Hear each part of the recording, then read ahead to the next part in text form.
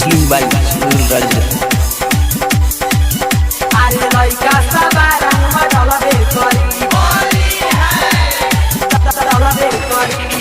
अरे रोडवा पर चलबा त छिटबे करी अरे रोडवा पर चलबा त छिटबे करी अरे लइका सब रंग में डलबे करी अरे लइका सब रंग में डलबे करी हो डलबे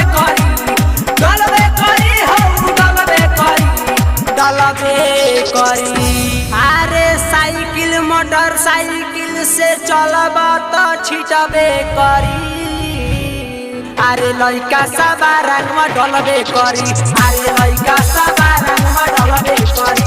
श्वेता डिजिटल रिकॉर्डिंग स्टूडियो चिरैया। अरे लइका सब रंग में डलबे करी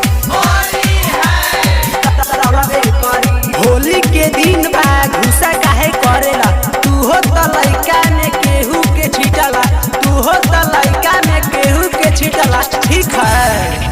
होली के त्योहार बा होली के त्योहार बा होली के त्योहार बा अरे लाल कलर करिया से रंगबे लगइबे करी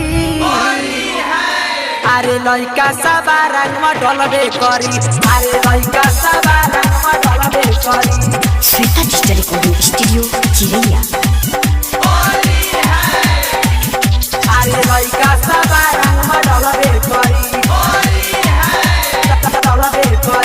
सलामू सीतेश के मुकेश के बोलावा राजे अभिनाश के रंग तू लगावा सुनी लबे दर्दी अब तू ही बतावा ठीक है। मदन प्रेमी समझावा ना सुनी ले तू ही समझावा ना संतोष के समझावा ना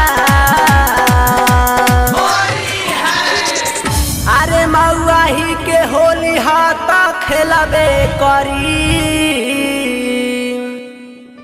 अरे लइका सब रंग में डलबे करी अरे लइका सब रंग में डलबे करी। श्वेता डिजिटल रिकॉर्डिंग स्टूडियो चिरैया।